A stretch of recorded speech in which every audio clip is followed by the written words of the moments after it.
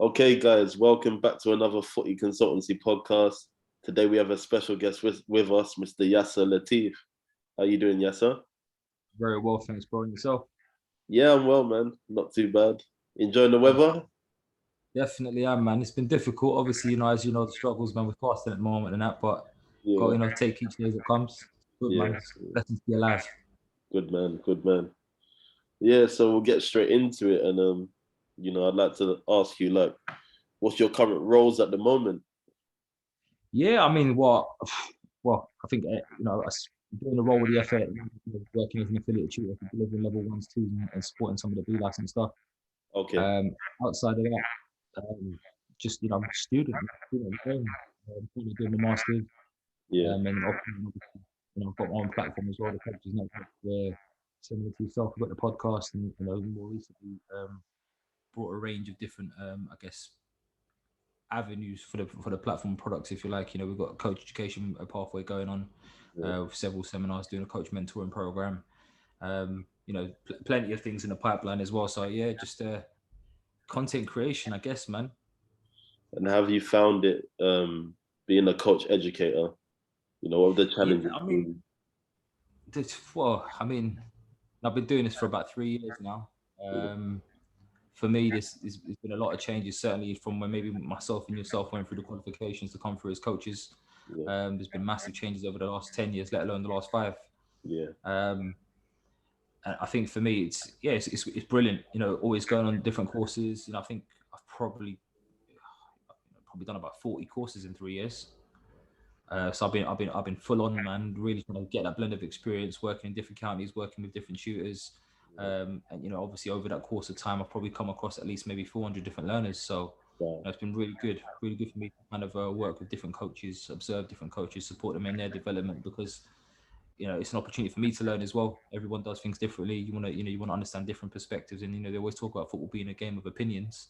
Um, I think for me, more than anything, it's about having the opportunity to see how different people work, and maybe trying to find a little bit more about why and how they work in these ways. yeah. So I noticed as well with the Coaches Network, you deliver courses, but you also record your podcast, and you've had some really special guests on, the likes of Big Yeah, Shaq, Jack Wilshere, and so on. I watched the one with Paul McGuinness as well. I was really taken back by it. Really enjoyed it. mm. How's that No, been going for you? yeah, no, it's been really good, man. I think for me, it's probably similar to yourself in the way that you guys are doing things in your own podcast, and that for me, it just started out as an opportunity for me to kind of just fill time more than anything, man. To Yeah, make the best of the lockdown. I tell people all the time, when they ask me, how did the podcast come about? Well, to be fair, the idea of the podcast has been there for a while, but actually, I'd never really did anything about it until last year. But I've been sitting on the idea since 2017. okay. Um, it's a madness that it took a lockdown and me, I guess getting on my wife's nerves, Yeah, uh, started the podcast. Got to a point where we went into lockdown in March, got to May, and by that point she had enough of me. She's like, you need to get off my back. Yeah, you do my head in. So got to that point there, started it, and haven't looked back. But I guess the underlying thing was I wanted to learn more. I wanted to occupy my time, and what yeah, better way to do that, than speaking to other coaches, different people have had different experiences and journeys, and trying to understand maybe what's worked for them, what some of the challenges are, what some of the pitfalls that maybe they've fallen into, and kind of learn from that. And I say it all the time. It doesn't cost me to kind of put the content out there, put the yeah, conversation out. At the end of the day, from a selfish perspective, I'm looking to learn as much as I can from these people. Um, and I think the beauty of it as well is speaking to various different types of people. yeah, Coaches that are just maybe working in youth football, coaches working in the foundation phase, specifically in yeah, the youth development phase, or the PDP, but as well as heads of coaching, academy directors, coach developers. So it's been an experience that has definitely helped me develop massively. It's taught me loads of things, and I've learned loads of things. And probably similar to yourself, now doing a podcast, I'm not only am I a podcast host and maybe trying to channel in on some of my interviewing skills, but I've now become a bootleg a graphic designer, video editor, audio editor, you name it, man. So it's been fantastic, man. yeah. And a lot of people don't understand it can be very time consuming putting so much content out, and you know, with the array of guests you've had and so much diverse content, it's been really good, you know, learning from yourself and learning from the guests that you've had on. I Yeah, I was think, gonna ask, like, taking it back, you know, how did you get into football to start with? yes, I mean, it's an interesting. Just touch on that last point there. And I think it is a tough, job Yeah, trying to create the content. But I think as with anything, they say, doing something you enjoy, you probably don't see it as work. I mean, I tell people all the time, like when I started the podcast in the first 4 to 6 weeks, I think it was, yeah, I didn't even realize it, but I was just going through the motions. I ended up recording 60 episodes. yeah, yeah, I was literally recording 3, 4 times a day, and I didn't even realize I was just having conversation with people, and it was just going through the flow of it. But yeah, so it is a lot of work. For anyone listening to this, please do appreciate the work that Sean's putting in here. It's a lot of work, time, and effort. Um, so big up to you, Sean, on that one. But coming back to your question, bro, how did I get into coaching or into football?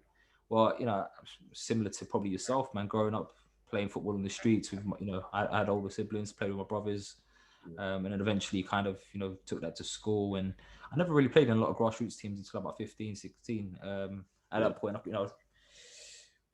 guess I wasn't really taking it seriously at that point. It was kind of that dream that all of us young men have at that time, and young boys, even girls now, to be fair, yeah, of becoming footballers. That was long gone. But what I did know is I didn't want to be sitting behind a desk.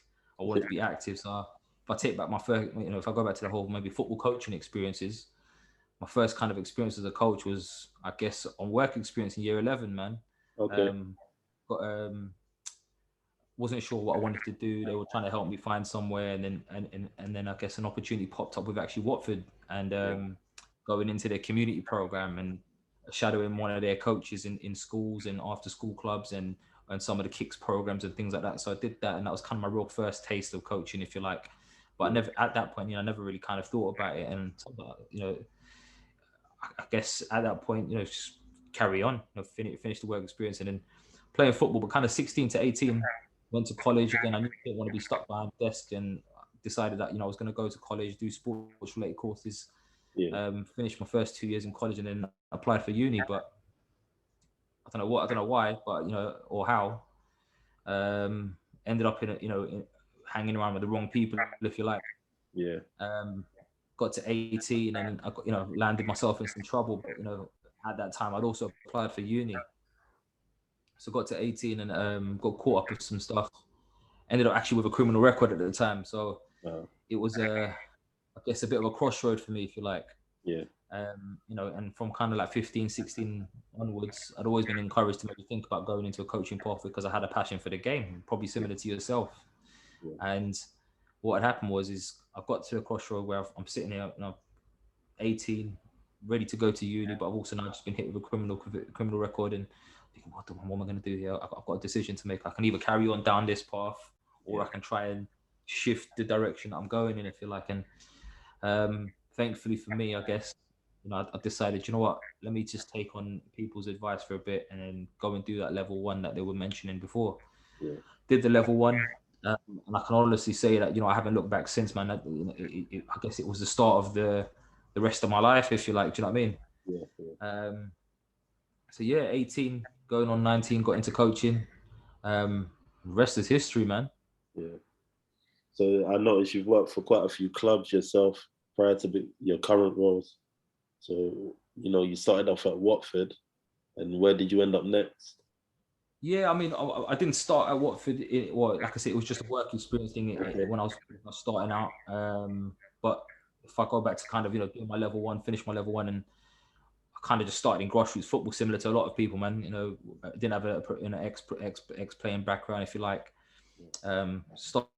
Started doing coaching, grassroots community stuff, working in a range of different environments. And I think the first season, I think I was quite fortunate. Now that I think back on it, to a lot of coaches when they go into environments now, they're either going in as someone's assistant, Yeah, or having to work with, I guess, with the really young players.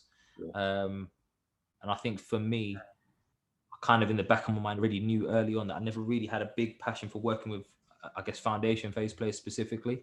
yeah, Um, my views have changed on that over the years, but I kind of at the time I was very set on that I didn't really want to work with those sorts of players. Yeah. So kind of fortunately, I guess, I got in first with an under 14 local boys side, was given an opportunity there, and I was kind of left to kind of do my own thing really. So I guess for me, it was a really good opportunity for me to kind of develop. So started off there, year on, moved to another team. I was doing some other bits there. I was working in senior men's and female senior men's and women's game in terms of combined county stuff, local senior stuff. Yeah. So that was a good range of experiences. Done a few after school clubs and school, um, just a few different projects at the same time. I've done some community work, youth work, and working on different projects, just kind of engagement stuff, working in on the football capacity. So there's a range of experiences there. And then I spent some time with Brentford and their Centre of Excellence, done some stuff with Arsenal soccer schools and things like that back in the day. But then I guess the two kind of main clubs I've had if you like, academy experience with, Barnet and Watford. Okay. But throughout that time, I've had a range of different roles, working predominantly with kind of like 15 to kind of 21s, Yeah. across various college and university programs as well. Okay. I noticed as well that you had a little experience with Chelsea. You know. Yeah, I mean, well, that came about slightly differently. So I guess between 2017, around about 2017, 18 sort of thing. Yeah. Managed to connect with Eddie Newton, who was obviously at Chelsea at the time, Okay. um, head of the loans department at the time, and with Eddie's support and another gentleman by the name of Simon Jones, who's also the head of coaching at Chelsea at the moment in the Yeah. academy. I was given a few opportunities over the course of the season to kind of come in, observe, and I guess have like a study visit, Yeah. kind of a regular study visit at Chelsea to kind of see what they do and how they work, and that's been quite beneficial for me in just understanding a bit more about the landscape. Had a similar kind of opportunity where I've been in a few times at Fulham. But I think it's just an opportunity to kind of get out and just study the game. Whilst when you're not in a club, it's very difficult to kind of trying to see what's going on and what the latest trends are, and how coaches and clubs are working in different environments. So I think having that opportunity was very beneficial for me, and I'm sure there's going to be future opportunities along the way as well. Yeah. I mean, with all those experiences, your study visits and placements, and working as a coach, how does that contribute to your, what you deliver today with your coach education and mentoring? Yeah, I mean, I think it's a great question, Sean. I think if as with anything, with experience comes knowledge, Yeah. and I think you know we spoke about it before we got on the call, and you're talking about potential advice for people, coaches listening in on this and things like that. And I think one thing I would definitely say is have an idea of where you want to become a specialist. Yeah. I think a lot of coaches come into the game and everyone's got this idea where they've got their name in the lights and they're managing a Premier League team one day, but the reality is not everyone's going to be able to do that. Yeah. And also the other reality is not everyone's going to be suitable for that either. Yes. Yes. We've all got different skill sets, different personalities, and for different reasons, we're going to be better suited to different environments. So, if we come back to the coach education pathway as an example, talk about it at the top of the conversation, and there's been a lot of changes in the last, like I said, let alone the last 10 years. In the last 5 years has been massive. And again, now we're going through another big transition at the moment, with how things are going to be restructured after the lockdown and after the pandemic kind of passes us, hopefully. And I'm certainly sure it was probably the same for yourself. Coming through, we were kind of very much directed on how to coach, Yes. Yeah. what to coach. Yeah. We were told this is how it's done. You had to do it this way, and if you didn't do it to a T in that way, then you wouldn't pass your qualifications. And was it the most conducive way to kind of help coaches develop? Probably not. But was it effective? Yeah, probably. However, coaches now are given a lot more freedom. Yeah. I know yourself, similar to me. Recently gone through the A license in the last couple of years. And as you will have known, you're working with Paul Davis. He's a fantastic coach educator as well. I realized you had him on the podcast recently as well, which is fantastic as well, man. Great guy. But where the coach education pathway has gone now, it's allowed coaches a bit more freedom. a bit more creative expression around how they coach, Yeah. but also challenges coaches to be able to justify their actions and their behaviors, Yeah. which I think is a really good thing. So in a roundabout way, without babbling on, I guess what I'm trying to say is that it's given coaches the opportunity to become specialists in Yeah. different areas.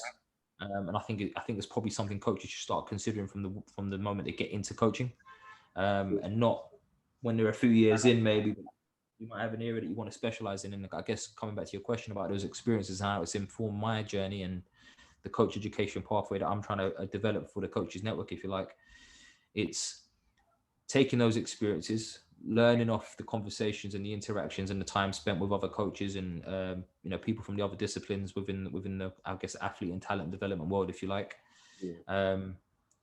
Building frameworks, building systems, building processes that work for me, and try an off experience, not just a hunch, if you like. Yeah. These are things that I'm putting in place that I've kind of thought back on my experience and think, right, okay, what's worked for me? What is different contexts I've been in? What are the challenges I've faced, and how did I deal with them? And how am I, listening to other people and how they work? And I guess it's a range of those experiences, both mine and others, Yeah. and bringing those together and kind of pulling out what I believe to be the most effective way of working, and then formulating that into, I guess, content which is digestible for people to kind of take on board. And I guess, yeah, hit the ground running no matter what level they're working at. I often say, I've got a couple different programs that I'm working with at the moment. So recently, launched a new workshop for coaches at any level, Yeah. to kind of learn a little bit more about how they can lay the foundations of their philosophy. I'm probably like yourself, going through the A license, you probably ask a lot of questions around what your philosophy is as a coach. Of course. And my thing is this: I think a lot of coaches often get asked that question, but they're not really 100% sure what the answer is, Yeah.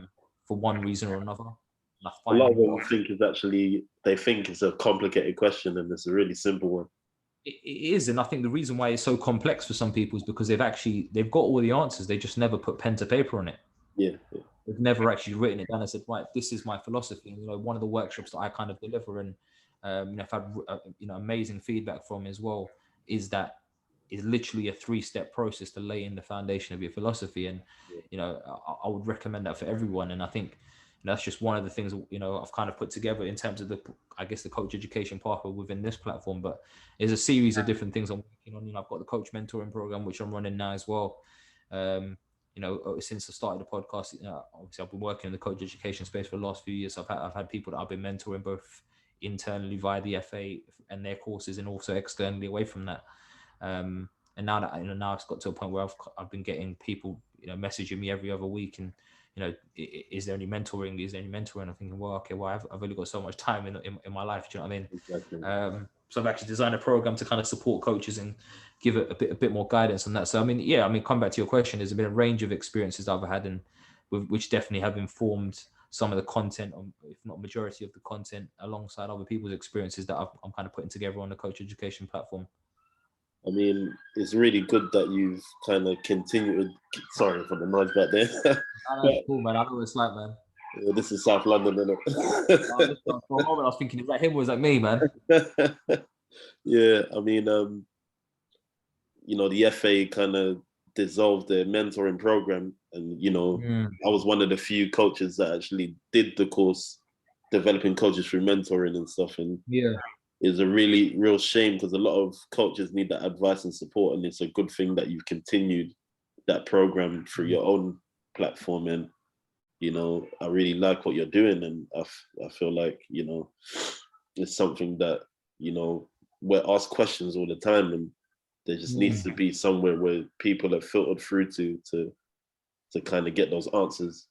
And like you said, with coach education, a lot of things have changed in the last 5-10 years, but one thing that's remained consistent, which is why we've seen that sort of change, is the principles of the game. So it's just understanding that the principles of the game have kind of been maintained, but how you deliver them has been a lot more flexible. And the topics that you want to deliver also, you're not just giving them, you can actually pick them. So I think that's been something that's been a massive change. And you know, it's good that you've seen both sides of it, and you know, you can contribute in a way that not many people can. Yeah, I mean, for me, look, we talk about the principles, and I think if there's anything that any coach kind of picks up from this conversation, I think it's those principles are never going to change. Yeah, It's an invasion game, you know what I mean? The principles of play are there, and that's it. yeah, And I think if coaches will focus on working on those principles of play, then they'll be good. But I think the challenge is a lot of coaches, in my opinion, don't have a full, a good enough understanding, an in-depth understanding of those principles and how they transform yeah, themselves. You know, you talk there, something you mentioned is about how you maybe deliver them. yeah, The reality is, whether you play a direct game or whether you play a game that you want to play through the thirds or however you wish to view the game, yeah, it's all principles of play. exactly. The end goal is always the same. So it's just what vehicle are you going to use to kind of get to that destination, if you like. Mm. Um, but it's a great point. I think, you know, I consider myself quite fortunate at times, to be fair, Sean. You know, there's been a range of courses that I've been on. You know, both in the old kind of delivery style, if you like, where it was a lot more tutor focused and tutor led and tutor centered, and it was like I said earlier, it was I say you do kind of mentality where, Yeah, you know, I've also had the other side of the spectrum where, you know, similarly to yourself, and you know, I think level 1, 2, and B license, I did it old style, along with when you know all the youth awards module 1, 2, and 3, and obviously doing the assessment piece before they kind of restructured the pathway. yeah, And then once they restructured the pathway, I think post 2016, you know, I've done my A license about 3-4 years ago now, as well as the advanced youth awards. So, you know, I've had a bit of a blend of experiences, a bit of both worlds, and I think I consider myself quite fortunate because I think there's both ends of the spectrum give you something very different. yeah, yeah, I think bringing all those experiences together across the courses has allowed me to kind of really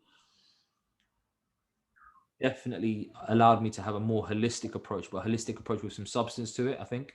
yeah, Whereas I think, you know, one of my biggest critiques is now is that I think too many people are able to get away with not having a good enough understanding of the technical, tactical stuff and being able to call themselves coaches.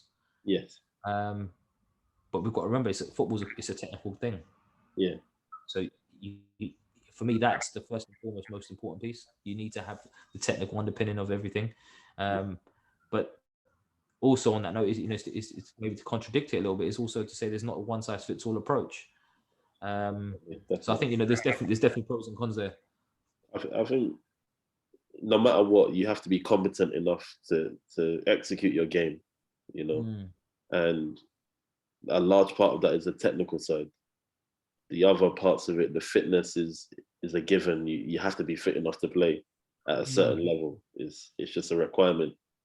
But you know, the psychological and social side, like you said, it's not a one size fits all. Everyone's a bit different, and it's the art of a coach to try and kick into those areas to get the best mm, out of people and get that light bulb switched on.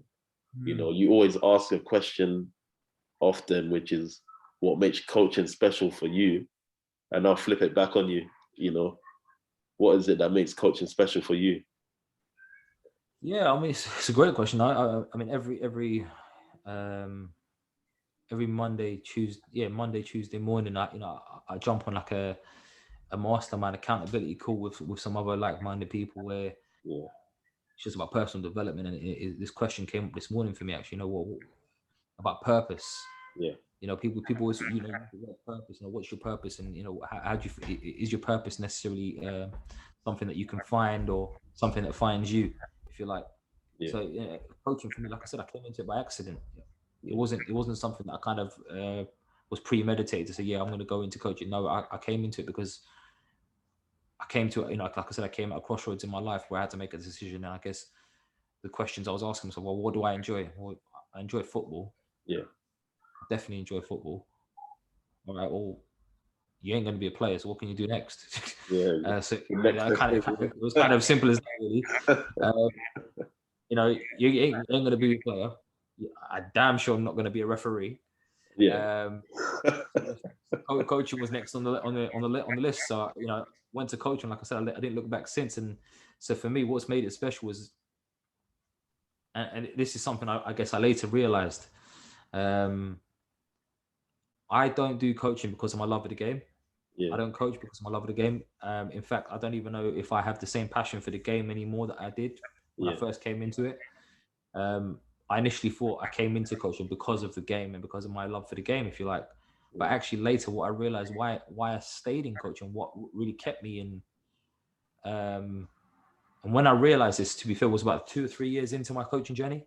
As I mentioned at the top of the conversation, I had previous convictions. At the time, 2011, I'm going back.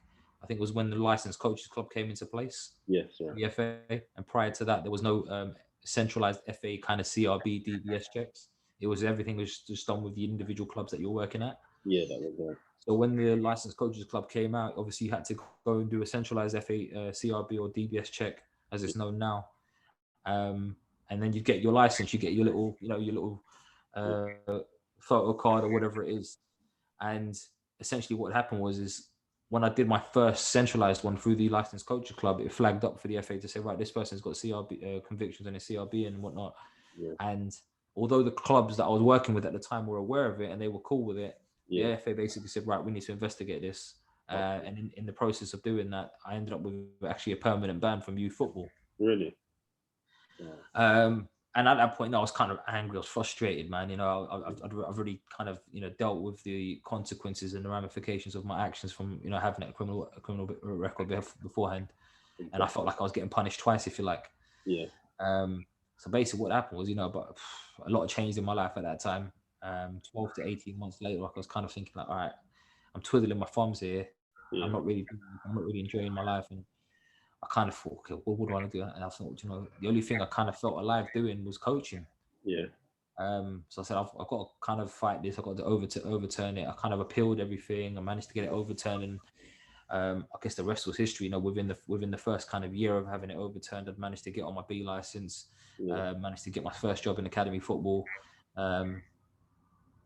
which wasn't, it wasn't easy, but I managed to get that done. And I guess to come back to your question, what I actually realized is it wasn't the football that I missed. Yeah. Why I missed coaching, because actually what I really enjoyed about coaching was I just liked helping people, and football was just a vehicle I was using to do it. Yeah, yeah. And I'm sure you can relate, and I'm sure you'd agree that the joy it brings, and the gratitude and the appreciation you have for those moments where maybe you said something to a player, or you've asked a player a question, and you've let us see that transpire to some sort of growth in them. Yeah. You've let us see them, perform something that in a way that they hadn't been able to do before, but just because of the interaction or the intervention that you've had with them, which I think is powerful. And if it's just a rewarding thing, to be able to have an impact on people and help, if you like, help people develop, but ultimately put a smile on people's faces, and be able to do that in a way where you're using your passion or the love of the game for football. In this case, to do that is just a bonus. Do you know what I mean? And I think we're very fortunate people as coaches to kind of be able to do that.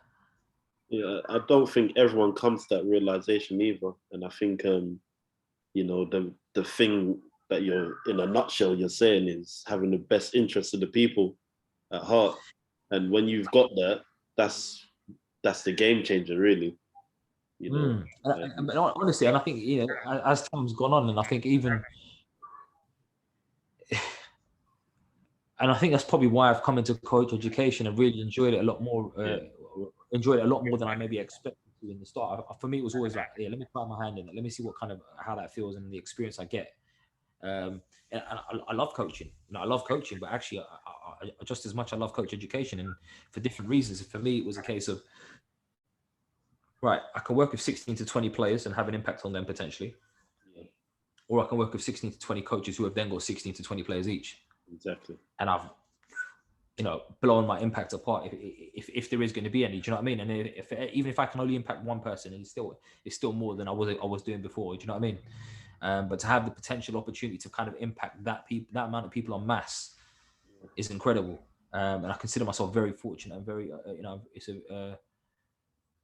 very grateful for the opportunity to be able to do that. And obviously now being able to do that, not just through the FA, coach education pathway over the last few years, but also more recently and currently through my own platform. where I've been able to kind of share content through, through podcast conversations, through online webinars, and through different workshops and programs that I've kind of put in place, utilizing my experience. And if I'm looking at it from a selfish perspective, I'm not sure what your perspective is, and I'd be interested to get your thoughts on this. But for me, the podcast was always an opportunity. I mean, it was never really meant to be a podcast. It was just me reaching out to people and having conversation with them. And I just thought to myself, well, it'd be interesting to record these. I mean, for Share me, that. Do you know what I mean? what my thing was, I never really, I had it, I watched a few, and I was really taken back by the journey that a lot of football players had to go through to get to where they got to. And it really interested me and inspired me. And I felt like, I needed to get this message out to the many young people that I've worked with. I've been coaching for like 21 years, and I've seen so many talented players fall away from football. And these were the messages that they needed to hear. So this is where we started Footy Consultancy, to try and get this message out to those people. And a lot of people were trying to do it, but charging ridiculous prices. And I wanted to make it free for the people and say, you know what, we want to help you. And, we want to get this insight and message. And people like yourself who, very early you got convicted and you've risen above it and made a career for yourself. And these are important messages for the people that I've worked with and the people that I continue to work with, to show them that never give up, keep going, keep pushing. No, 100%, man, and fair play to you, because I think you've hit the nail on the head. And it's not about the money. It's not about that. All right, that's not. There's only so much money's Exactly. going to kind of satisfy you. You know what I mean? Unless that's all you care about. But then, I think if you study people that have been successful, most successful people, they're successful because actually they are about the people. Yeah. They're about giving. They're about adding value. They're about solving a problem for people, if you like. And I think for me, on that note, it's a case of, if money is going to come, it's going to come. Yeah. Right. But you've only got a certain amount of time to actually add value. Yeah. And it doesn't cost anything to add value. You can do it for free. It could be as simple as walking down the road, giving someone a smile, and that changes their day. Do you know what I mean? Saying hi to someone, but you don't know. The thing is, you don't know what people are going through. We really don't. Especially given the nature of the current climate with the pandemic, and wait, listen, I'm fortunate. I got my wife here, I got my son here. I've got people around me. Do you know what I mean? I can regularly engage with. There's people out there that haven't had no one for periods of time to kind of be around, and I can only imagine how difficult that would be. And if you can, again, a little smile, a little text here and there, or just something to kind of brighten someone's day, and I think it makes a massive impact. And I believe in karma as well, man. What you put out there will come back to you eventually. You might not come back in the same fashion. Yeah. But eventually, life will balance itself out in that respect. So I think just keep doing what you're doing, bro. And I think it is about adding value. And eventually, like I said, someone might see the work that you're putting into these people, trying to help them onto a better path in life and trying to get them to overcome some of the obstacles and challenges in front of them. And someone else might look at it and think, right, you know what? That work is outstanding. I want to kind of back that. And you never know, man. We could be sitting here in a year's time having another conversation where all of a sudden, because of all the great work that you're doing and you're going to continue to do, inshallah, that you're in a position where someone turns around and says, yo, Sean, here's $100,000. Keep doing what you're doing. Yeah. I want to sponsor your project. I want you to come on board and do this for me. Or do you know what I mean? Whatever that looks like. Do you know what I mean? So I think it's just listen, it's a journey, isn't it? Yeah. It's a journey. We don't know what the end goal is going to look like, or we don't know what the final outcome is going to look like. All we know is that if we stop, we ain't gonna get there. Exactly. Probably my final question before my son's getting. Any advice to like any up and coming young coaches, that want to kind of emulate you, follow in your footsteps, or find their own journey? Yeah, I mean, I don't know if you want to emulate me, but what I would say is a couple things. First of all, if you're getting into coaching football for money, you're doing it for wrong reasons. You ain't gonna get you nowhere, because there's not that money in the there's not that much money in the game unless you're at the top level. So that's the first one, just a kind of a reality check for some people, if you like. But on a more serious note, I think it's about having a clear understanding of why you're doing it. Yeah. Know why you get involved. Know what your objective is. Know what you want to get out of the process. If you like, there's many coaches out there that, like I said, if we come back to what I was saying about the philosophy piece, and the module that I run on laying the foundations for your philosophy, Yeah. a lot of coaches don't even actually know or have asked themselves, why do I coach? Yeah. Why do you coach? And it's not as simple as, I coach because I want to be the best I can, or I coach because because my son's team didn't have a coach, so I've had to step in and do it. Like, all right, but if you take away the surface, you go right below it. There is a reason why you do it. There's something that you get out of it as an individual, and there's something that you're hoping to kind of add value to. There's something in a certain way. So I think coaches need to start asking themselves better questions, and I think if they can do that, then they'll definitely be on a better pathway. But also learn from others. Yeah. You never know it all. Ask questions, speak to people around you, find out about different experiences. You can speak to people that are not even in the sport of football, coaches from different sports as well. And I think you can pick up so many from those people as well. Yeah. Uh, tuning into the Footy Consultancy podcast, man. Yeah. Can't go wrong with that. Do you know what I mean? You've got some fantastic guests on there, fantastic hosts. And I think there's always going to be nuggets coming out from your show, man. And Yeah. man, you just keep learning, keep asking questions, become curious. I run a few. I've run a few workshops in the past, and I always kind of start with this one quote from Albert Einstein. If you're going to be successful, you need to be passionately curious. Yeah. And I think that's the key, man. You've got to be curious. You've got to be, and I think this is one of them things where, as a coach, if you are passionately curious, this is probably one of the few circumstances in life where curiosity ain't going to kill the cat. Yeah. Definitely. I feel, your message has been, magnificent to the people, and, keep doing what you're doing. And, hopefully when your next course starts, we'll be trying to direct some people onto it, and get them, ready to get into coaching, or ready to develop their current coaching philosophy and methods, So thank you for your time. And I really appreciate you coming on. And hopefully we can do another one in the future, face to face. Listen, man. Let's do it, man. Thank you, bro. Thank you for your time. Thank you for having me on. I really appreciate the conversation, man. Yeah. Whenever you're ready, man. Let's do it. Definitely. All right, my brother. Enjoy the rest of your day and the rest of your fasting. And hopefully, inshallah, may Allah reward you for your good. And, have a wonderful day. Take care. Likewise, bro. Take care, man.